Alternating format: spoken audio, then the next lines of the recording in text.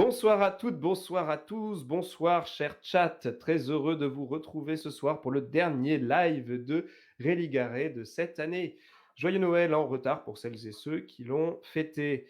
Pour terminer cette année en beauté, on a un invité de saison qui nous vient de contrées hivernales. On va le retrouver dans quelques instants pour une interview portrait, mais aussi pour répondre à des questions sur l'actualité de l'Église catholique. Mais avant ça, le petit topo habituel. Et aujourd'hui, je voudrais commencer ce topo en vous remerciant, car ça y est, Réligaré a passé le cap symbolique des 1000 abonnés sur YouTube. On peut dire désormais que nous sommes légion. C'est peut-être un détail pour vous, mais pour moi, ça veut dire beaucoup. Parce que quand je me suis lancé sur Réligaré, j'ai eu plusieurs sons de cloche dans mon entourage de gens qui me disaient mais tu crois que parler de religion, ça va intéresser les gens? C'est pas un petit peu touchy comme sujet dans le contexte actuel? Ben oui, probablement touchy, mais en tout cas, je trouve que ça intéresse des gens et ça me fait plaisir de le constater qu'il y a voilà, des gens qui sont intéressés par le fait de parler de religion en prenant du recul sans être ni dans une démarche d'athéisme militant d'un côté, ni dans une démarche de prosélytisme religieux de l'autre. Donc voilà, c'est un fil sur lequel j'essaie de marcher tant bien que mal et j'ai l'impression que ça vous intéresse. Donc merci de continuer à suivre Réligaré. Voilà. Hein. Et puis d'ailleurs, si vous ne le faites pas encore, si vous n'êtes pas abonné sur YouTube, n'hésitez pas à le faire. C'est vraiment le meilleur moyen de soutenir le développement de cette petite chaîne fort sympathique, ma foi. De la même façon, j'ai lancé un Utip qui est passé un petit peu inaperçu à cause des fêtes. Je vous mets le lien dans le chat dès que j'ai fini de parler.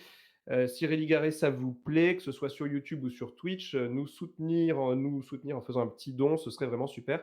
Ça permettrait notamment à terme d'acheter une meilleure webcam et un meilleur micro pour les lives Twitch. Et puis ça permettrait aussi d'amortir mes frais de bibliographie accessoirement, hein, parce que quand je prépare des sujets à développer en face caméra sur YouTube, j'essaie de m'appuyer sur une biblio assez solide pour pas dire de bêtises ou pour en dire en tout cas le moins possible. Et souvent, je peux pas trouver ces livres en bibliothèque à côté de chez moi, donc bah, voilà, c'est des frais, c'est un budget tout ça. Hein. Je saurai faire bon usage de vos dons éventuels. Cela étant dit, pour ce qui nous concerne directement, là maintenant ce soir, n'hésitez pas dans le chat à intervenir, à poser vos questions. Je les ferai remonter avec toute la prompteté dont je suis capable. Il y a plein de saluts, de bonsoir dans le chat, ça fait plaisir. Ravi d'entendre frère Marie-Augustin ce soir, oui, et France Gall. On nous parle de France Gall dans le chat, je ne sais pas trop pourquoi, mais tant mieux. Je voulais aussi dire un petit mot de remerciement à Vincent qui assure encore la technique du live ce soir. Grand merci à toi, Vincent. Notre invité du soir nous vient des froides contrées de Finlande, pays où l'on se gausse bien des frimas français, que l'on compare volontiers à une douce brise printanière. Il appartient à l'ordre dominicain et il n'a pas la langue dans la poche de sa soutane. Si tant est qu'il y ait des poches dans les soutanes, en fait, je ne sais pas, faudra lui demander ça. On le retrouve tout de suite, en tout cas, c'est frère Marie-Augustin, Laurent Huyghe Beaufond. Mais avant ça, je suis 30 deniers pour Réligaré et c'est le moment du générique.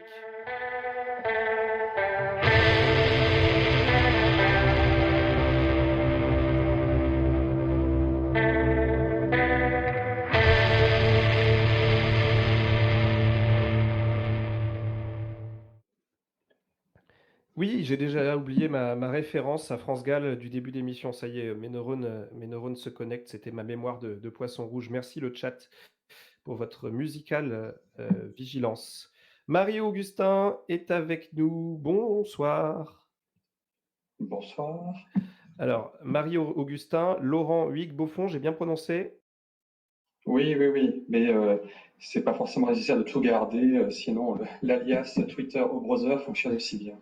Voilà, en effet, assez connu pour ce compte Twitter assez actif où tu tweets plein de choses en fait, hein, de ton quotidien en Finlande à tes avis sur ce qui se passe dans l'Église ou sur l'actualité. On pourra y revenir. Alors dans cette émission, je propose qu'on parle dans une première partie de toi, ta vie, ton œuvre, et puis dans une deuxième partie, on va aller un petit peu plus sur le sujet de l'Église catholique, et puis on verra de son actualité notamment, et on verra si le chat a quelques petites questions aussi à te poser. Bah alors justement, Marie-Augustin, déjà, pour commencer, est-ce que les soutanes ont des poches? Alors j'en sais rien, moi j'ai pas de soutane, donc Oui Euh, et justement, oui, tu as alors que c'est quoi ton habit, tiens, d'ailleurs? Ça s'appelle un habit, justement. On appelle ça un habit, Ah là là. qui n'est pas une soutane. Les soutanes peuvent être noires ou blanches, c'est pas une question de couleur, c'est une question de forme de l'habit. L'habit dominicain, il a notamment cette petite partie sur le dessus qui n'est pas sans rappeler l'habit des papes, hein, le premier pape à avoir porté une soutane blanche avec cette petite partie au-dessus, comme une petite cape. C'était Saint Pie V qui était un dominicain et depuis la tradition s'est gardée.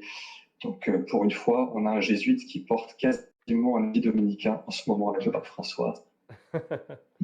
Alors, je t'ai annoncé, en amont de ce live comme moine, parce que moine, c'est un mot Ah, qui est connu, qui parle à l'inconscient collectif et qui évoque plein de choses, mais en fait, tu n'es pas vraiment moine, tu es non, religieux, c'est ça?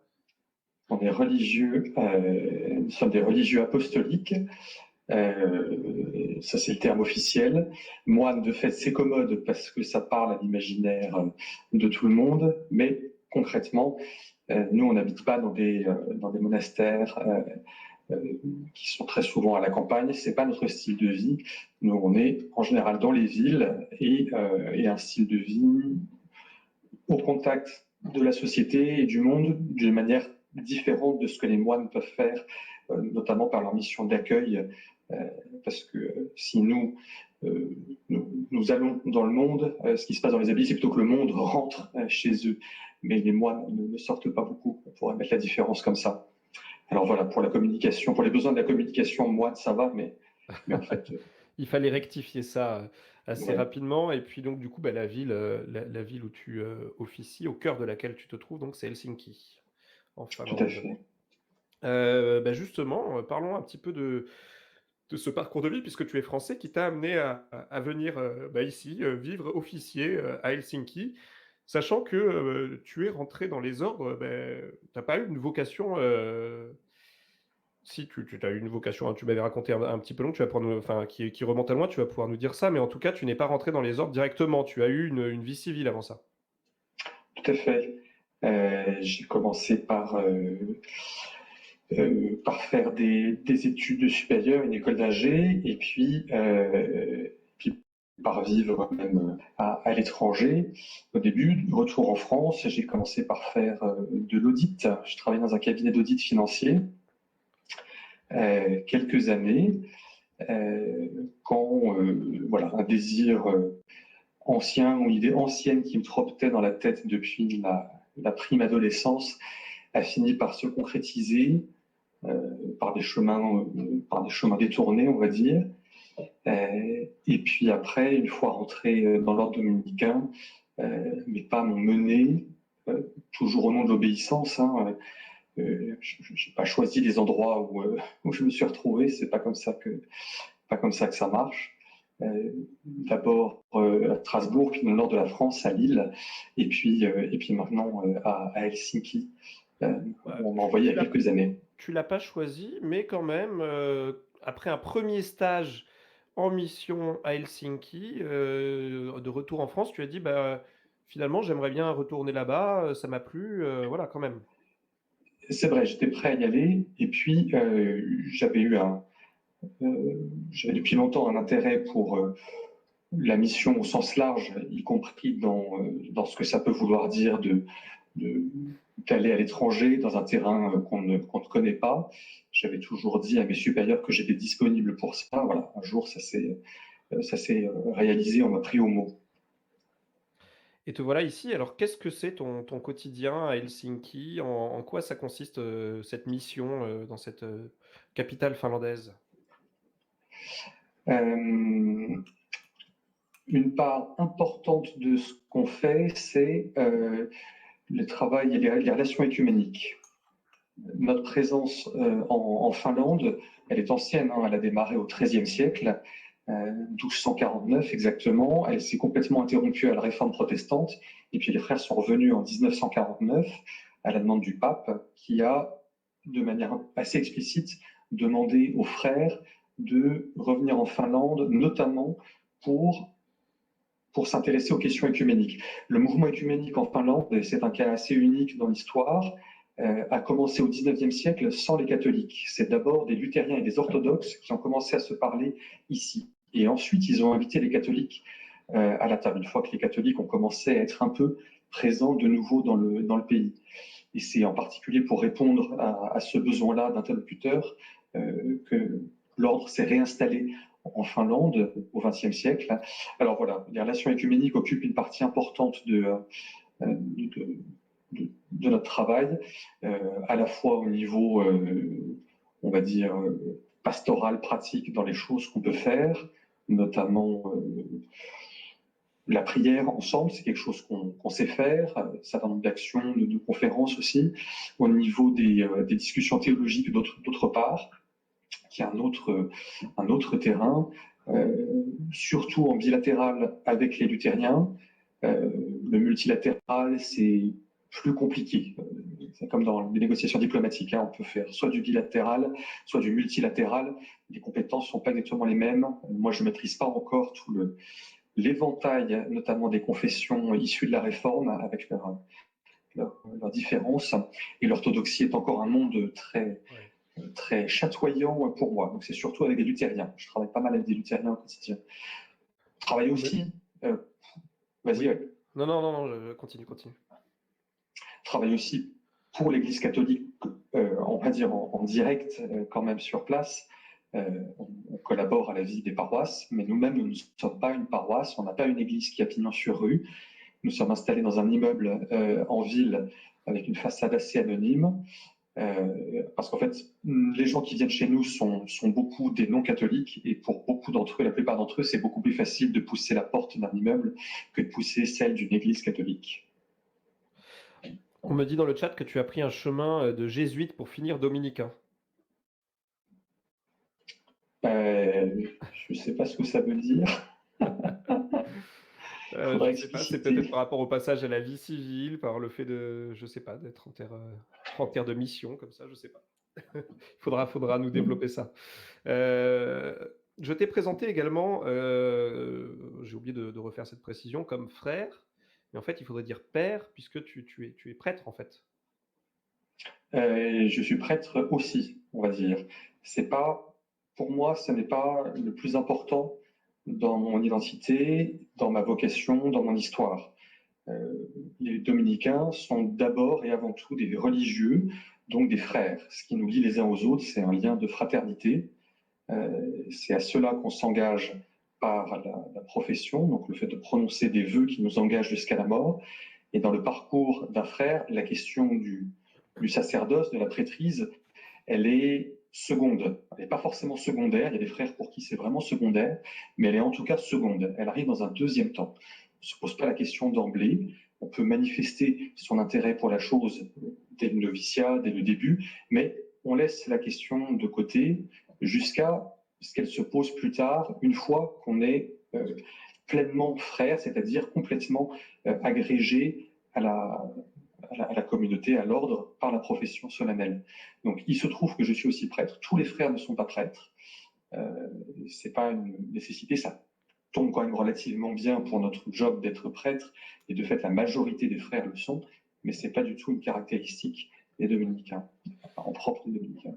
On a CLXT24 dans le chat qui est surpris que les rapprochements luthéro-orthodoxes en Finlande aient eu lieu à partir du 19e siècle. Oui, si, ça a commencé dès la fin du 19e, début du 20e. Quelque chose qui a donné un réel élan à ça, c'est aussi l'indépendance de la Finlande fin 1917, où il a fallu pour ces églises se constituer comme organisation dans leur relation avec l'État. Donc à ce moment-là, ils se sont beaucoup parlé. Mais dès la fin du 19e, il y a des relations du dialogue, on va dire, du terreau orthodoxe. Ça n'a pas encore forcément le stade institutionnel, mais il y a quand même des choses dès le 19e siècle. Ouais. Ce qui est vraiment unique. On fait un petit peu des va-et-vient entre la Finlande et toi aussi, et je continue à te faire remonter les questions du chat. Mais du coup, revenons à toi et revenons à l'ordre dominicain.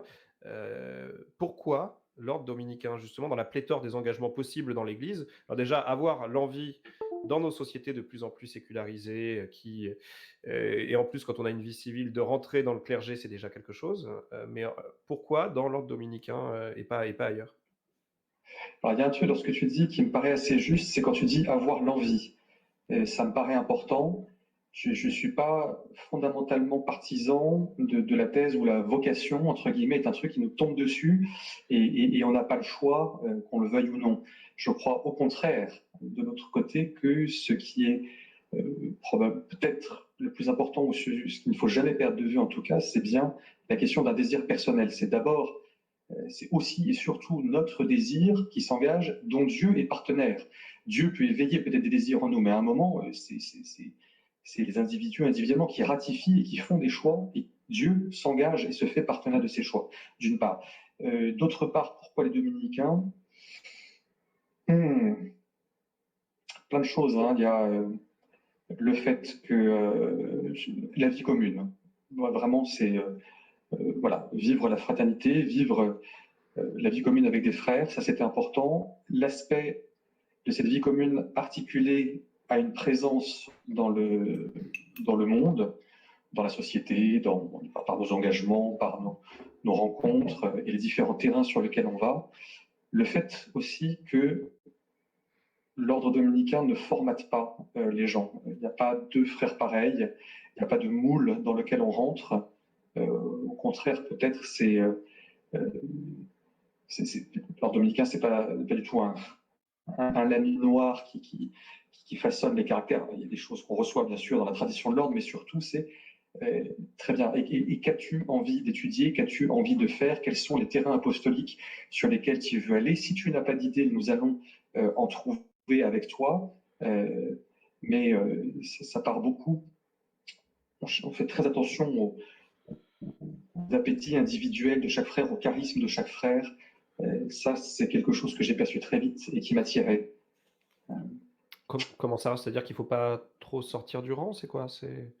Non, oui, enfin, au contraire, le fait que les frères sont extrêmement variés, il y en a qui sont engagés sur des terrains voilà, au contact par exemple, la grande pauvreté et la précarité, des frères qui sont aumôniers des gitans, enfin des gens du voyage, pardon, des frères qui sont aumôniers prison, notamment, beaucoup, d'autres qui sont au contraire assez éloignés de ça et plutôt sur des terrains intellectuels, en théologie, mais pas forcément en théologie, ça peut être autre chose. Il y a des frères qui exercent comme psychologues, psychothérapeutes dans des CMPP.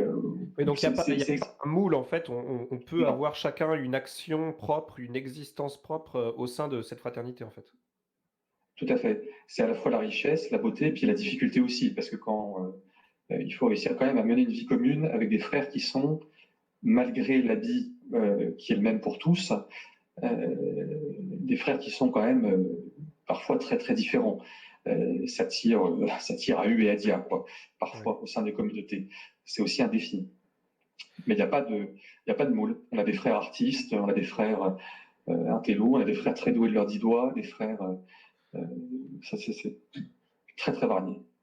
On nous parle du théologien Manerma, qui a beaucoup travaillé dans le dialogue luthéro-orthodoxe Ah dans oui, le Tourment chat. Magdalma, oui. Et Madame Framboise nous dit la liberté des enfants de Dieu, baby. Et là, je n'ai pas la référence non plus, mais je ne sais pas si c'est un livre ou si c'était une réaction à tes propos. Mais continuons en tout cas. On nous demande si un médecin rentre chez les dominicains, il peut rester médecin. Oui, d'ailleurs nous en avons. J'en pense au moins à deux. Un frère à Lyon qui, alors, qui n'a pas gardé sa pratique médicale, mais qui a basculé du côté de l'éthique médicale. Un autre très connu, le frère Bruno Cadoré, qui a été maître de l'ordre entre 2011 et non, ouais, dans les années 2010, on va dire, j'ai perdu les dates, qui est médecin, pédiatre et qui a longtemps siégé au Conseil du SIDA, Conseil national du SIDA, dans les années 80. Euh, voilà, en tant que médecin et en tant que religieux et prêtre. Donc c'est possible. Donc c'est Et possible, tout à on fait. nous demande aussi si avec des champs d'action aussi larges, quid de l'obéissance? Ah ben c'est ça le défi, c'est que les terrains apostoliques peuvent vite devenir la chose en propre d'un frère. C'est-à-dire son terrain d'investissement. Voilà, c'est ma zone, c'est mon truc, j'ai trouvé mon truc. Et c'est un défi. L'obéissance, elle n'est pas seulement, elle n'est pas d'abord verticale chez nous. On n'a pas une obéissance à la jésuite. La jésuite, c'est très vertical. Et on voit bien, le pape François, il fonctionne comme ça, comme un jésuite. Il écoute, il consulte, il se fait conseiller, mais à la fin, il tranche. Et une fois que la décision est prise, ça tombe tout droit. Ou dans le monde bénédictin, où la relation d'un père abbé à ses moines, elle est vraiment une relation verticale, filiale, d'un père à ses fils.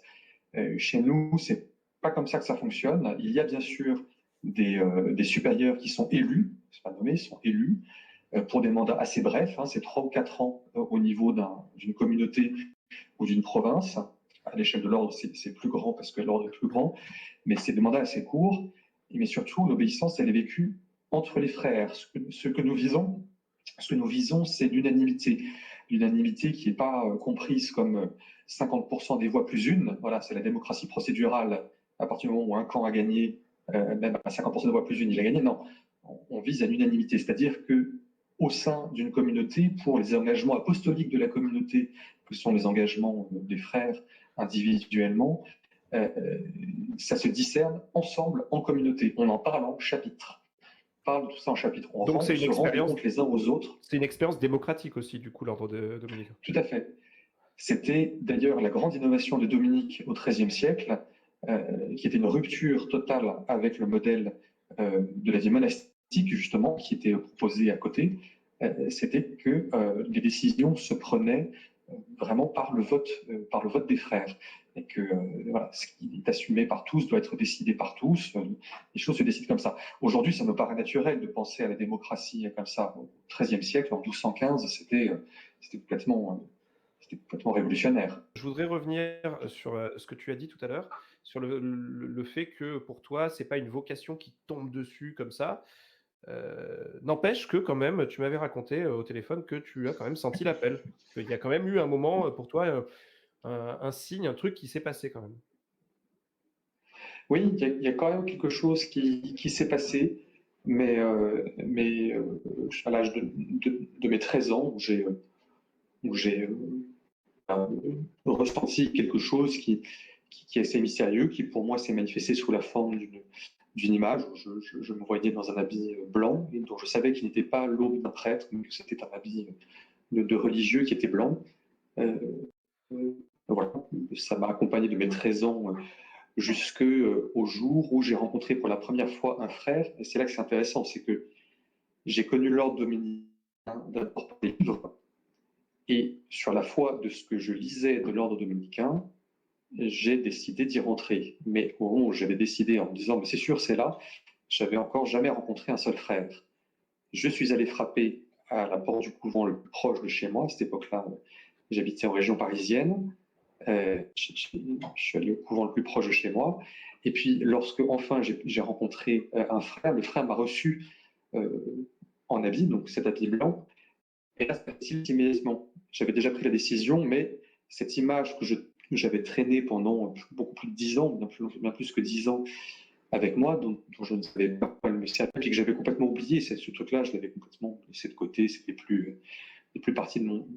J'avais pris d'autres chemins pour discerner, réfléchir, voir. Pouf, cette image m'est revenue, et là je me dis, ah, ok, bah, c'est donc bien ça. C'est donc bien ça. Je ne m'explique pas comment cette image m'est arrivée. Je peux identifier le moment où je sais à peu près, etc. Mais voilà, ça fait partie de choses données, un peu gratis de la part de Dieu. Et pour moi, c'est probablement un égard fait à ma faiblesse. C'est-à-dire que Dieu m'a peut-être donné ce dont j'avais besoin pour pouvoir faire un pas à un moment, prendre une décision. Mais voilà, ça n'a rien d'extraordinaire en soi.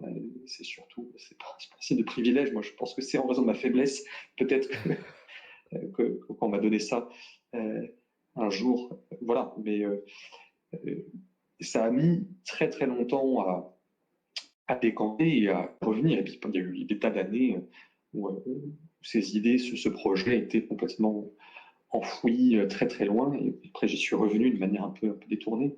Mais Et le donc voilà. résultat, c'est donc de te Et retrouver voilà. m maintenant ici, à Helsinki, en Finlande, dans cette action de dialogue avec les luthériens. Qu'est-ce que ça t'apporte ce dialogue?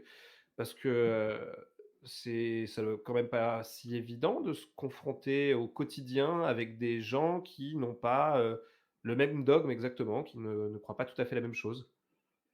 Non seulement le fait que, ils comment dire? Oui, c'est ça, pas exactement la même doctrine, le même dogme, tout à fait ça. Non seulement ça, mais surtout, ce qui est pour moi le plus intéressant, je trouve, c'est que je le fais et je ne suis pas en position de majorité. L'Église catholique en Finlande, c'est rien, c'est absolument rien.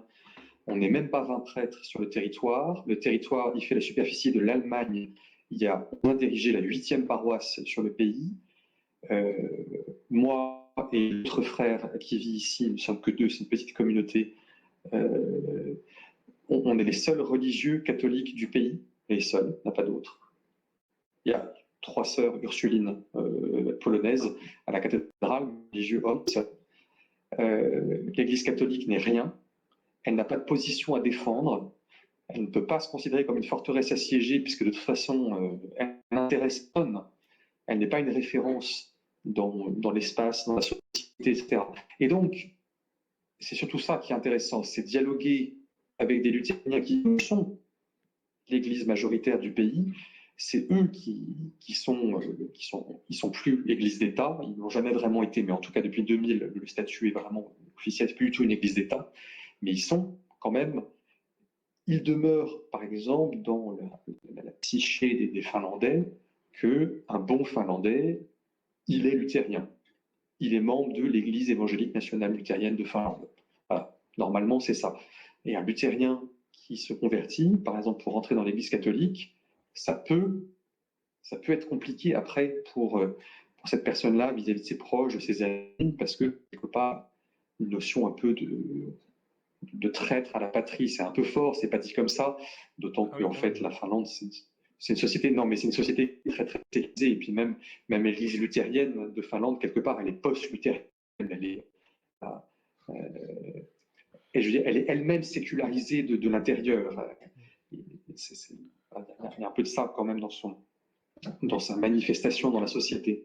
donc du coup, tu vis cette, confrontation à l'autre avec ces différences religieuses en situation de minorité, encore plus. Qu'est-ce Voilà. que ça t'apprend ça? Ah, c'est du décentrement. Beaucoup de bien, beaucoup, beaucoup de bien. Mes références à moi ne sont pas celles qui irriguent toute la société. Ce qui est le cas en France, peu ou prou. La France a beau être un pays laïque, un pays, une société largement sécularisée, on hérite quand même dans notre bagage culturel, dans notre inconscient collectif, tout un tas de références à l'Église catholique qui sont quand même premières. On vit quasiment dans un régime de catho-laïcité. L'Église catholique a quand même une place, euh, on y manifeste quand même un certain nombre d'égards. On va me parler, je sais bien, de xénophobie, de c'est pas vrai, etc. Je ne suis pas d'accord. C'est justement parce que l'Église catholique tient encore dans une forme d'inconscient collectif le haut du pavé que on n'a pas vraiment besoin qu'un président nous souhaite un joyeux Noël. Après, un peu gloser sur joyeux Noël, joyeuse fête, je ne trouve pas ça très très intéressant de toute façon. Mais, euh, mais voilà, quand même, on a un régime.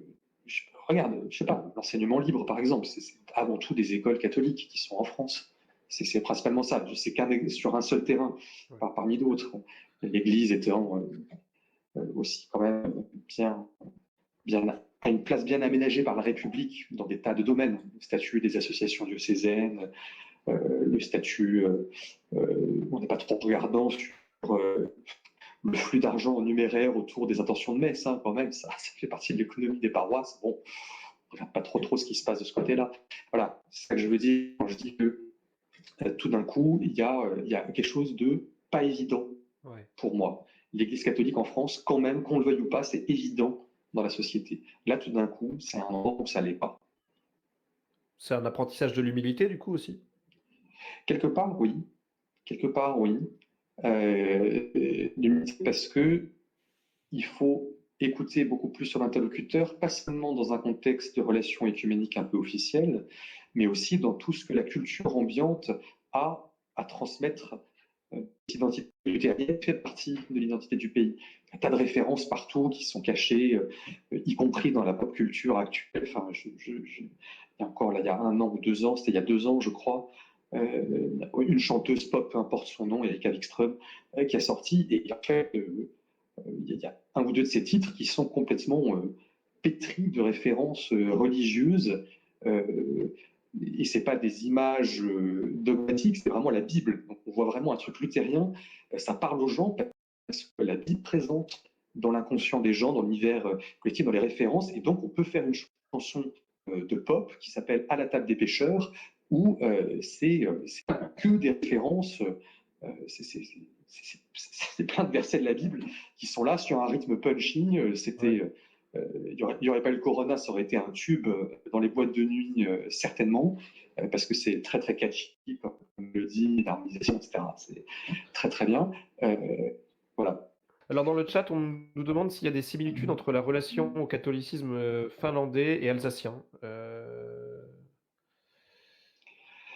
Oui et non. Alors l'Alsace, oui, parce que il y a le Concordat qui met sur la égalité les religions, enfin les 3 grands cultes vis-à-vis des pouvoirs publics.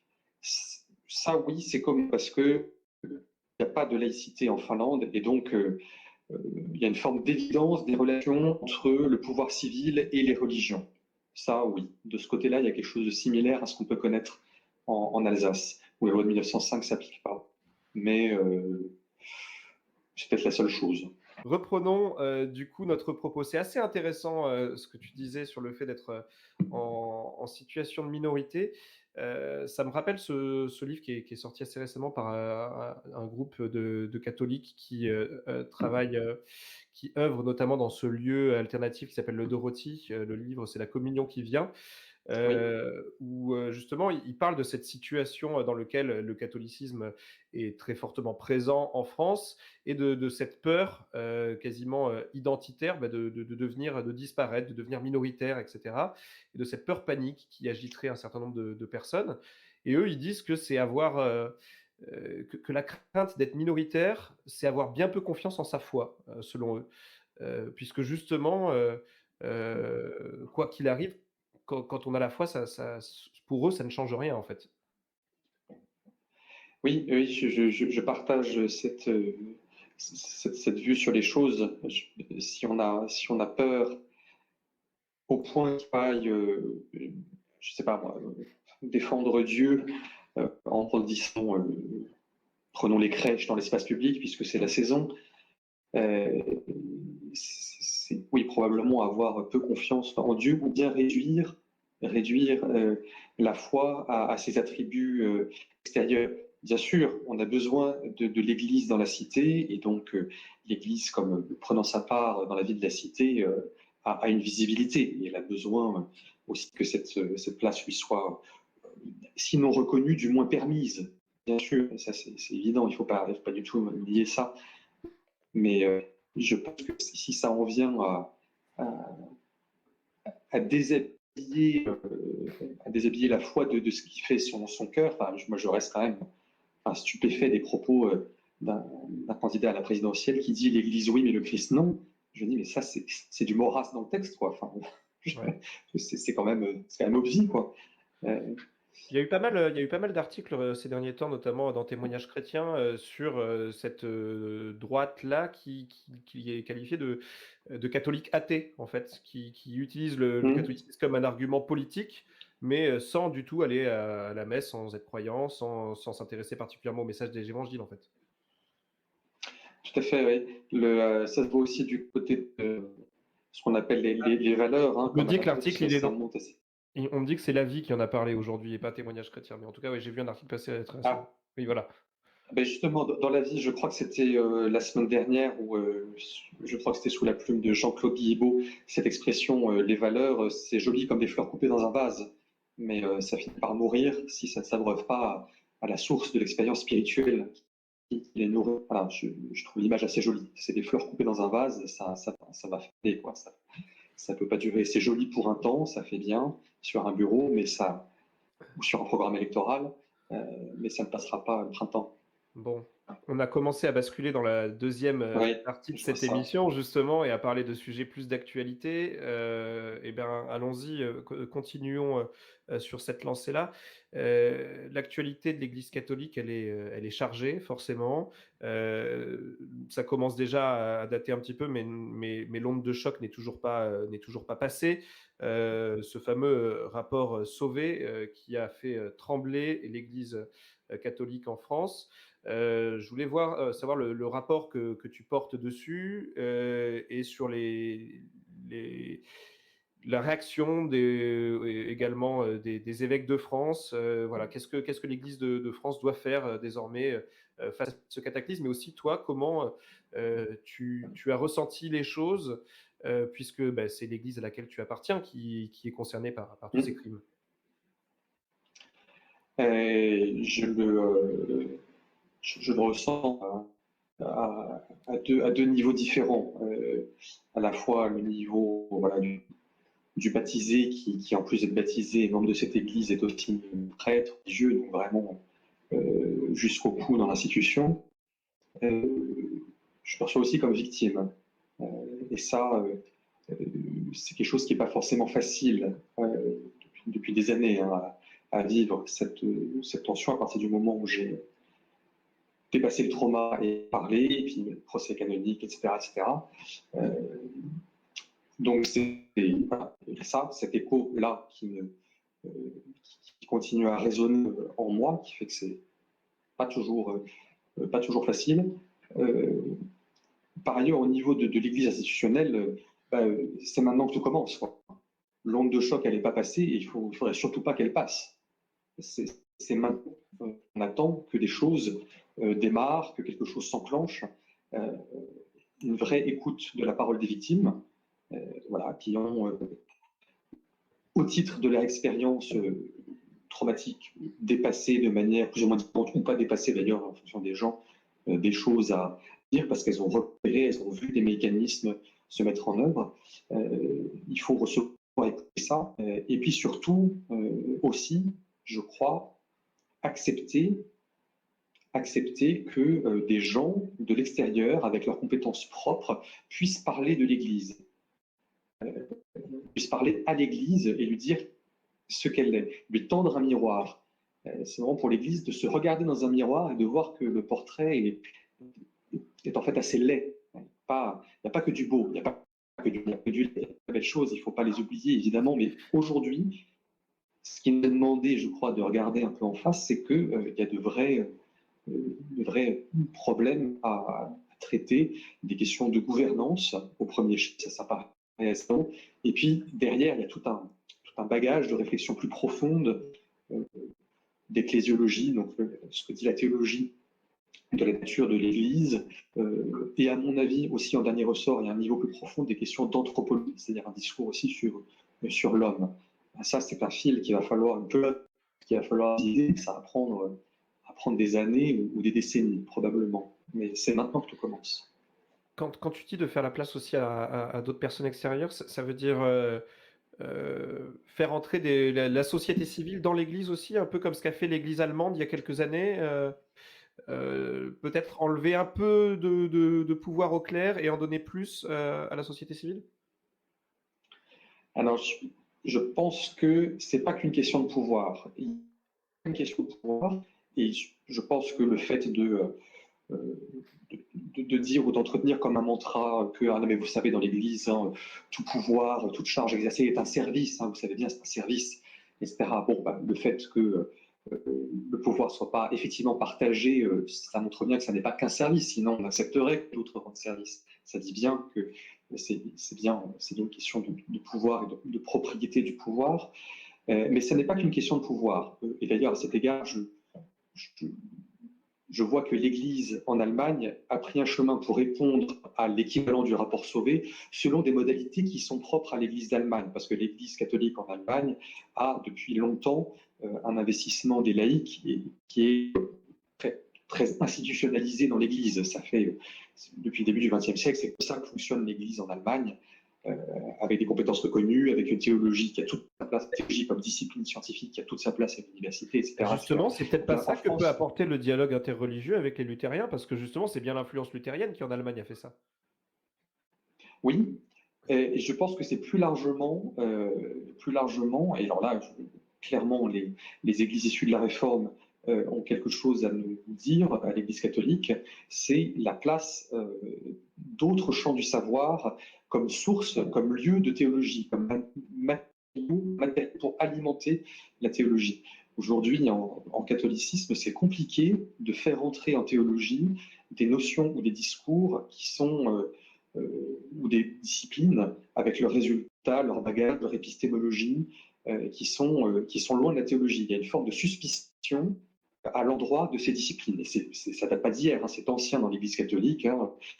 Le dernier exemple magistral, c'est la crise moderniste au tournant du 19e, 20e siècle, sur des questions initialement liées à l'exégèse biblique. On s'est dit, non, non, non, pas commencer à autoriser une étude scientifique du texte biblique.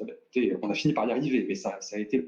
Je pense qu'aujourd'hui, l'Église, c'est un peu un moment, je sais pas, en anglais on dit reckoning, il s'agit un peu d'atterrir, quoi. Et il faut, à mon avis, de toute urgence, accepter que des sociologues aient des choses à nous dire, que les sciences sociales, les SHS au sens large, aient des choses à nous dire. Et ça ne veut pas dire qu'il faut tout faire rentrer, tout accepter, tout valider, tout baigner les deux mains. Ce n'est pas ça que ça veut dire. Ça veut dire prendre au sérieux ce que d'autres, la posture du surplomb systématique, et prendre au sérieux ce que d'autres champs de savoir ont à dire de l'homme, de Dieu, de la relation entre l'homme et Dieu. Eh bien, Parce qu'il y a des tas de gens qui ont quelque chose à dire.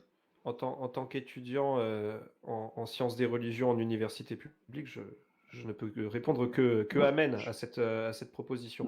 Dans le chat, on nous a demandé si on a parlé du rapport en Finlande, si donc ça a fait s'il y a eu un écho dans les médias finlandais. Et du coup, moi, j'y ajoute une autre question à celle-ci, c'est est-ce que l'Église luthérienne finlandaise, elle a connu des scandales similaires? Alors, est-ce qu'on en a parlé en Finlande? Non, très peu. C'était dans les nouvelles le jour de la parution, mais c'est tout. Après, des médias luthériens, des médias religieux luthériens s'y sont intéressés un peu plus. J'ai donné quelques interviews, des journalistes pour répondre à leurs questions. Mais voilà, ça s'est arrêté là. Est-ce que l'Église luthérienne, non, il n'y a pas de scandale d'une telle ampleur. Alors peut-être qu'il est caché, peut-être que ça sortira.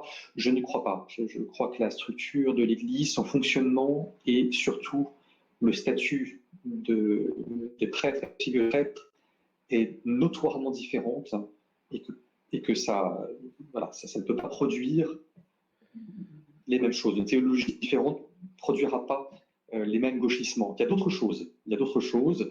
Il y a des questions d'abus de pouvoir, d'utilisation de fonds, de ressources, parce que c'est une église qui est riche. Hein, les Finlandais payent l'impôt ecclésiastique.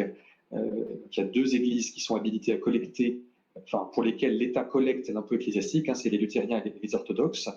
Et donc, l'État fait un gros chèque à ces églises chaque année, alors surtout à l'église luthérienne, un énorme chèque avec lequel l'église luthérienne entretient son clergé, ses bâtiments et ses œuvres, des œuvres sociales, beaucoup. Donc voilà, il y a des choses de ce côté-là qui se jouent, utilisation de ces fonds qui sont en fait des fonds publics, mais c'est pas la pas même. dans l'atteinte aux personnes. C'est Ouais. pas, ça pas de l'ordre de l'atteinte aux personnes, clairement. L'actualité de l'Église catholique, c'est aussi cette confirmation par le pape François d'un motu proprio qui va dans un sens restrictif sur l'usage de la messe traditionnelle, de la messe en latin.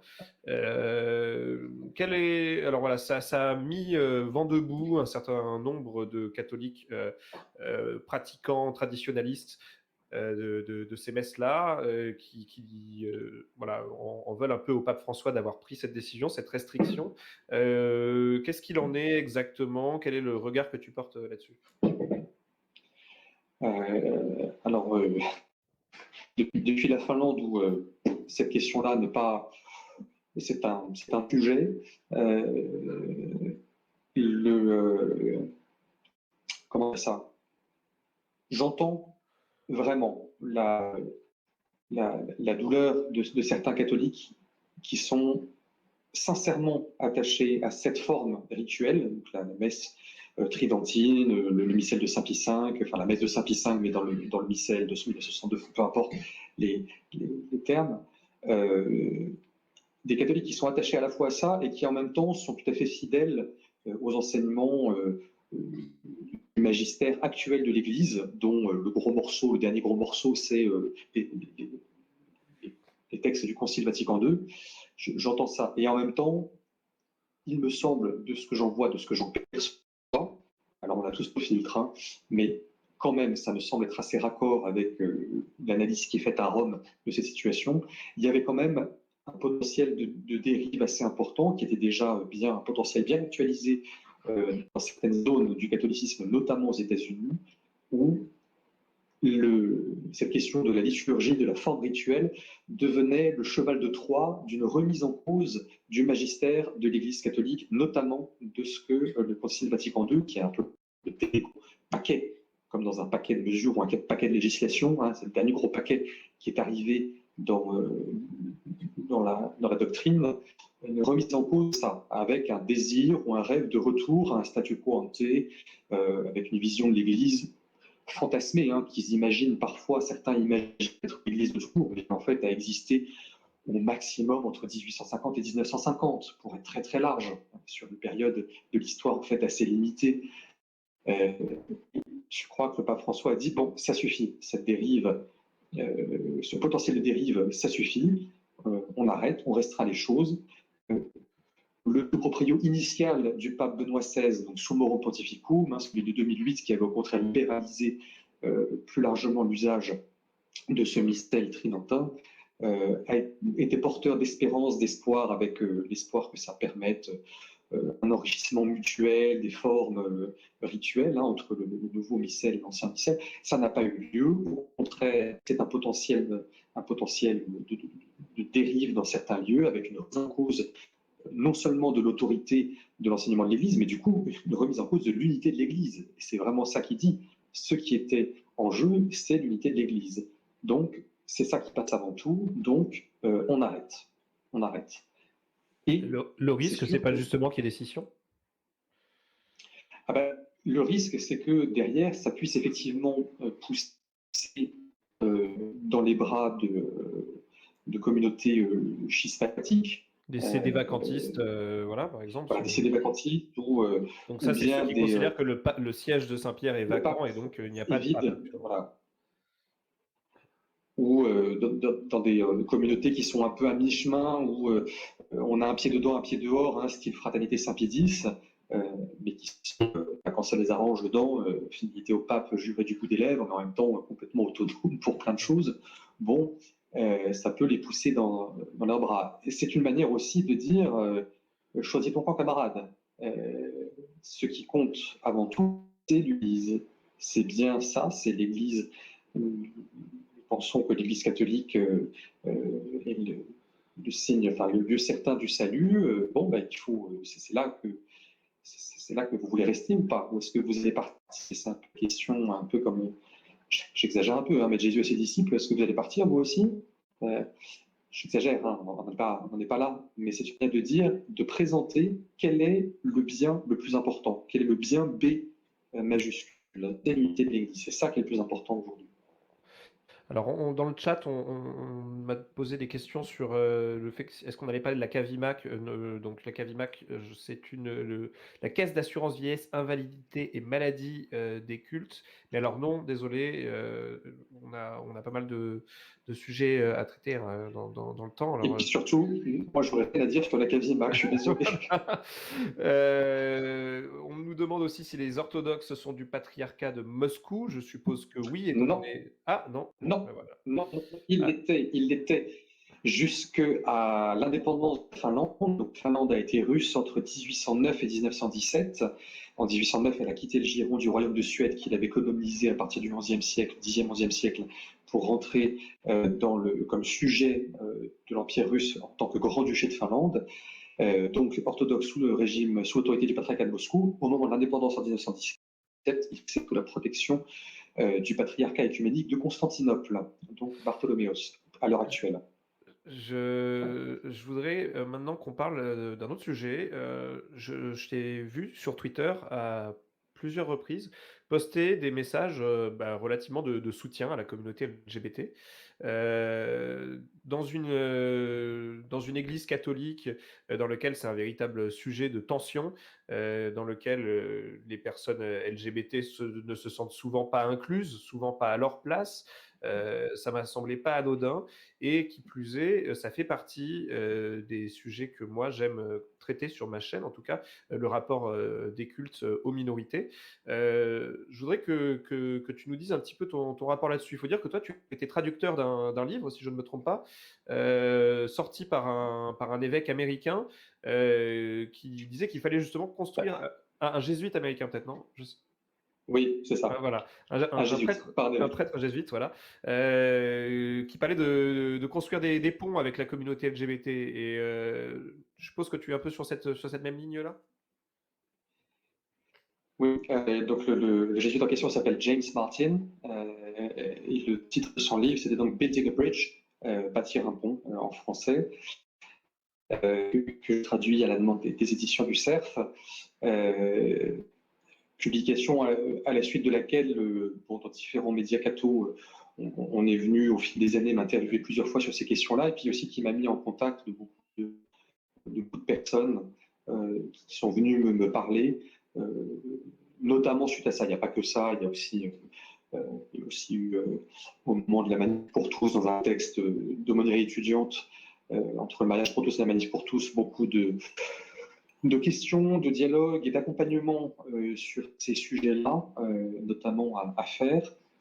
De fait, je pense qu'il y avait un vrai défi. Non, puis alors aussi un truc moi euh, qui m'a vraiment incité à prendre le sujet un peu à bras le corps, en tout cas avec mes modestes moyens d'écoute, d'accompagnement et de ce que je peux lire et travailler, c'est aussi de rencontrer des personnes intersexes.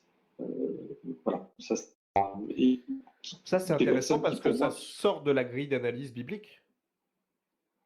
complètement. Et pour moi, ça, ça fait partie un peu de ce que je disais plus tôt sur la manière de prendre en compte ce que d'autres champs du savoir, d'autres sciences peuvent avoir à dire. Mais voilà, les personnes intersexes ne tombent pas dans les cases d'une unité binaire euh, qui derrière est accompagnée dans l'Église catholique de tout un discours sur la complémentarité homme-femme. Ça ne peut pas être suffisant. Ce discours sur la complémentarité ne peut pas être tout ce que nous avons à dire sur l'homme dans sa dimension sexuée. Et notamment, les personnes intersexes viennent nous le dire par leur simple existence. Leur simple existence est un défi théologique pour l'état actuel de la doctrine. Et c'est quand même largement silence radio. On n'est pas capable, il me semble, d'appréhender ça. Je pense qu'il y a tout à faire autour de voilà, Genèse 2, hommes et femmes, il les créa. Qu'est-ce que ça veut dire? Qu'est-ce qu'on fait de ça? Comment est-ce qu'on reçoit ce verset de la Bible quand le réel nous montre des personnes qui ne sont pas exactement comme ça, qui nous disent quelque chose de différent? J'ai pas la réponse. Hein. Je m'aperçois juste qu'il y a une question muette et énorme qui n'est pas traitée, notamment à partir des questions de l'existence des personnes intersexes. Alors après, ça ouvre tout le reste.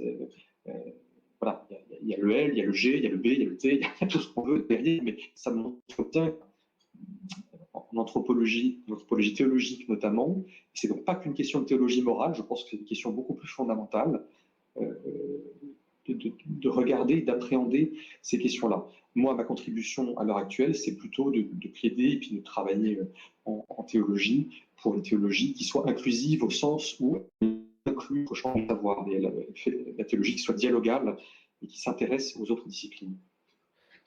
On réagit pas mal dans le chat, là on nous dit Alléluia, donc ça c'est JM Léontine qui nous dit Alléluia, mettons fin au discours complémentarité homme-femme, gna gna gna. Madame Framboise, la fraternité plutôt que la complémentarité, amen. Lilox 85 abonde dans ce sens-là également. C'est un véritable défi pour l'avenir de l'Église, de réussir à faire cette inclusion, justement, que ce soit des personnes intersexes, que ce soit des personnes LGBT en règle générale aussi? Oui, je pense que c'est un défi et je pense il en va de la pérennité, de la pertinence de l'Église dans le paysage des sociétés occidentales. Je suis tout à fait prêt à entendre que d'autres zones du monde ne font pas face aux mêmes défis théologiques. C'est peut-être tout à fait vrai. En tout cas, il faudrait réussir à prendre au sérieux comme signe des temps ce qui se passe dans nos sociétés autour de ces questions-là. Le risque étant derrière que la théologie, sinon, et la présence de l'Église, enfin, le risque c'est qu'on n'ait plus rien à dire à personne, parce que ça tombera complètement à plat en face de des choses. On peut militer contre le mariage pour tous, on peut faire ce qu'on veut, on peut dire ce qu'on veut, il reste que les progrès des droits des personnes LGBT installent quelque chose dans les sociétés qu'il faut là aussi prendre au sérieux. On ne peut pas se réfugier derrière la mur de la forteresse. On n'est pas, comme le disait je pense que c'était Jean III, hein, on n'est pas des joueurs sur le banc de touche. Hein, L'Église, elle joue sur le terrain avec les autres. Elle n'est pas là à regarder la partie. On joue avec les autres. Donc il faut prendre ça en compte et dire, bon, ceci devrait nous parler, devrait questionner ce que nous disons de ça. Aujourd'hui, Oui, mais sur, alors pas la question intersexe, mais la question, par exemple, des personnes homosexuelles, la question homosexuelle, on n'a pas grand-chose de positif à dire. On dit rester dans la continence, la chasteté, tout ira bien, mais ça n'est pas positif au sens où ça ne propose pas euh, un chemin qui reconnaisse la réalité de ce que peuvent vivre des personnes. ouais. Mais justement, face à ça, on a quand même une partie conservatrice de l'Église qui est arc-boutée sur la position de c'est pas à l'Église de s'adapter aux hommes, c'est aux hommes de correspondre à la volonté divine. Et puis point, c'est comme ça quoi. L'Église ne doit pas changer, sinon elle se trahit, elle se délaye, elle évolue selon les vicissitudes et du coup elle n'incarne plus une tradition quoi. Ça, c'est un discours qu'on entend. Oui, c'est un discours qu'on entend aussi, mais je pense que c'est une fausse image de ce qu'est l'Église, de la manière dont elle vit, de la manière aussi dont son renseignement croît. Euh, le discours de l'Église a toujours su s'adapter et prendre en compte des réalités venues de l'extérieur après les avoir digérées, après les avoir eu au prisme de sa propre tradition, mais en commençant par prendre ces questions à bras le corps. Pour l'instant, aujourd'hui, c'est surtout Mis de côté. cachez-moi ce gender, cachez-moi ces questions-là dont je n'ai pas envie d'entendre parler. Il a Alors essayé que un peu le pape François quand même au début de son pontificat.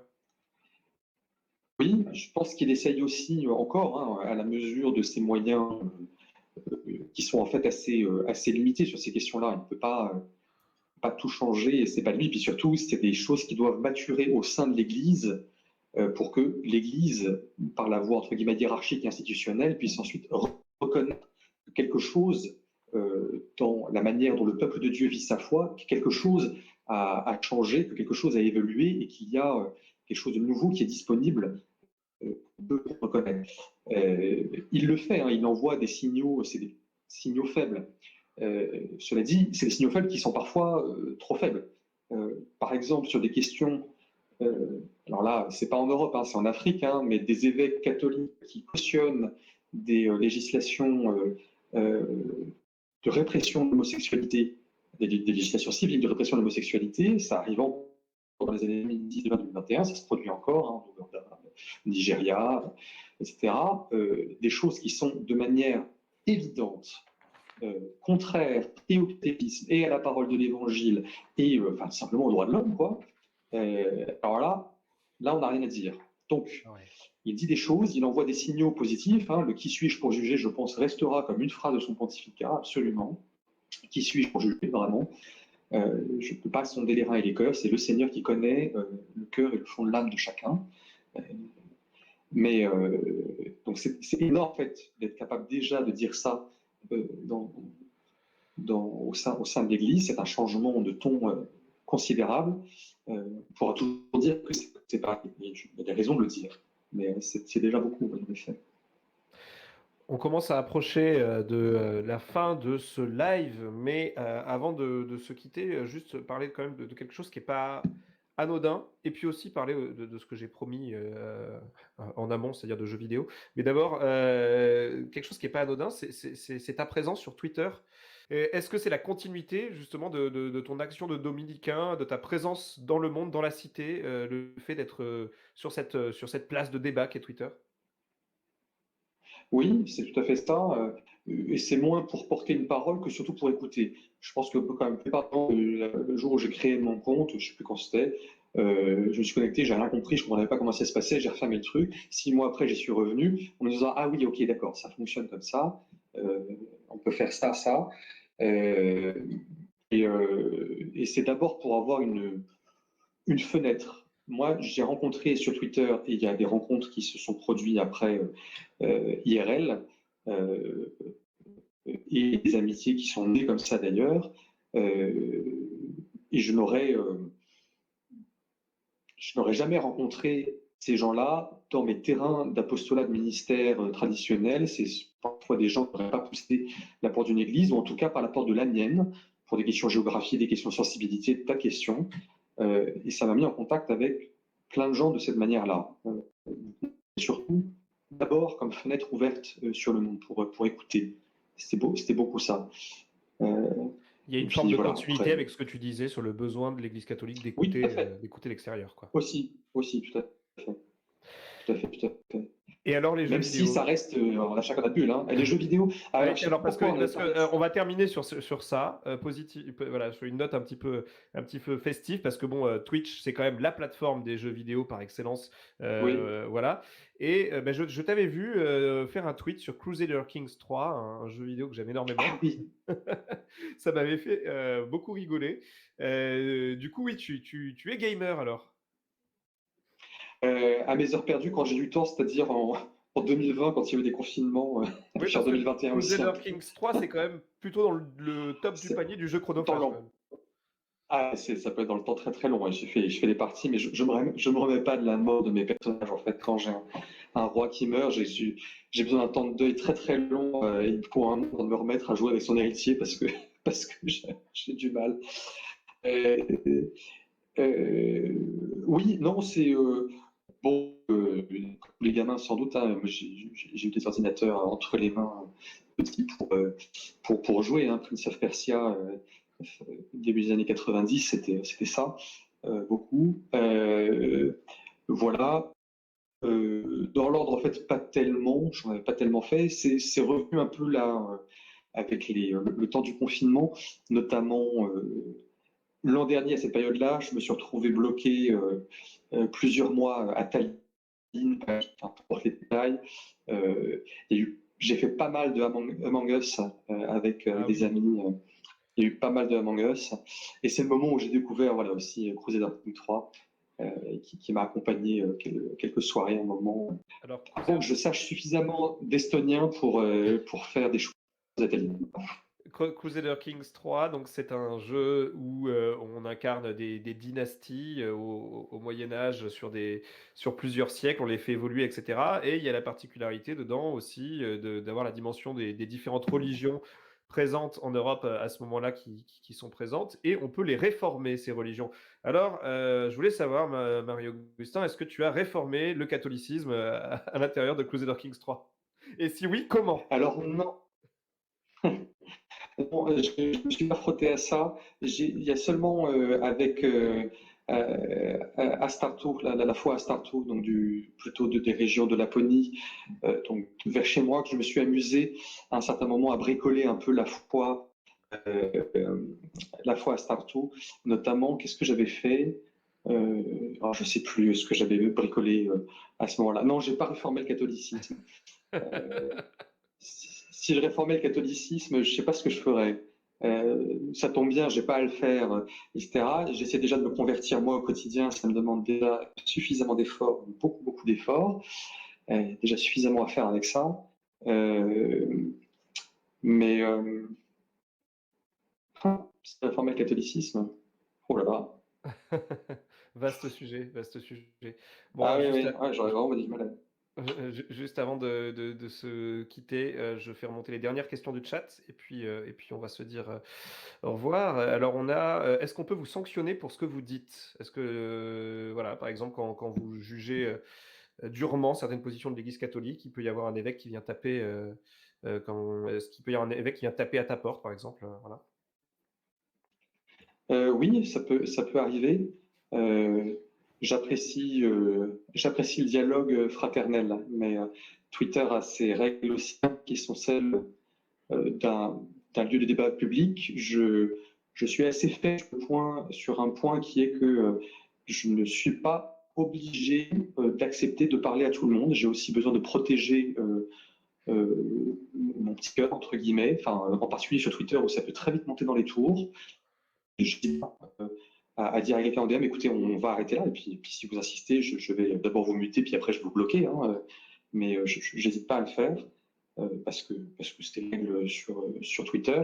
J'apprécie largement plus quand la discussion peut se prolonger après, IRL et ça, il y a beaucoup de gens avec lesquels j'ai l'occasion de le faire, y compris des évêques qui m'est arrivé de croiser, ensuite, lors d'un passage en France, et tant mieux quand c'est comme ça. Ce qui est bien aussi, c'est que je rends compte de ce que je fais, de ce que je peux dire sur Twitter. C'est-à-dire, j'en parle d'une part avec mon frère, quand il y a des choses vraiment saillantes hein, qui se produisent sur Twitter, j'en parle. Euh, j'ai des frères, d'autres frères qui me suivent sur Twitter, qui savent ce que je vis, des sœurs dominicaines aussi d'ailleurs. Et puis mon supérieur, mon provincial, sait que je suis sur Twitter et voilà, on en parle. Ça fait partie de. Et puis dernière, remarque du chat, mais, je pense que tu y as en partie répondu et c'est pas difficile d'avoir un confrère qui dit des choses qu'on ne signerait pas sur un autre réseau social. Alors bon, je pense que c'est référence à l'activité de certains prêtres sur YouTube, mais, globalement même sur Twitter, hein, je pense que tu dois en voir passer régulièrement, des prêtres, qui ont des discours avec lesquels tu es pas d'accord et je pense que tu assumes complètement ce dissensus. Complètement, y compris des frères de mon ordre, hein, avec l'un ou l'autre. On a d'ailleurs parfois des échanges pas vifs, pas musclés, mais francs, où on voit clairement qu'on a des sensibilités différentes en théologie, en ecclésiologie, en pastorale, en liturgie, en tout ce qu'on veut. Et bon, bah, très bien. Je trouve au contraire qu'il est plutôt heureux de savoir manifester que l'Église, c'est pas je veux voir qu'une tête et rien qui dépasse. Hein. C'est pas comme ça que ça marche, heureusement. Eh bien, je pense qu'on Heureusement. entend mon fils qui appelle là-haut. Comme ça fait aussi, une forme de glas, qui résonne avec, cette voix d'enfant, pour, nos échanges. Merci beaucoup, Marie-Augustin, c'était super, Merci à toi. cet échange Merci à très toi. éclairant et puis Et merci puis, oui, je t'en prie. ah ben non, rien, Et merci, puis c'est tout. Enfin, merci à vous sur le chat aussi. c'est exactement ce que j'allais dire justement. Merci à vous également, sur le chat pour votre présence, active, pour votre présence, pertinente et impertinente sur le chat. C'était un plaisir, de vous avoir avec nous dans cette émission. Merci à Vincent pour la technique, de ce live et puis, voilà, mais merci le monde entier. Cette émission sera rediffusée, dès demain sur YouTube. Alors là, je me suis un petit peu engagé, fortement dans l'écriture de mon script en disant ça. Ce sera peut-être plutôt d'ici la fin de la semaine. Mais en tout cas, dès qu'elle sort, n'hésitez pas à la partager, la liker, tout ça, tout ça. Toi-même, tu sais. Réligaré, c'est fini pour 2021, mais on se retrouve vite en 2022 pour plein de lives et plein de vidéos YouTube. Bonne année à vous toutes et à vous tous qui nous suivez, en espérant que quelques répits nous soient donnés en 2022 sur le plan pandémique. Prions pour ça, si on est croyant en tout cas, et puis si on est athée, ça peut pas faire de mal non plus. Allez, c'était 30 deniers pour Réligaré, et je vous dis à la prochaine pour de nouvelles vidéos YouTube et de nouveaux live Twitch.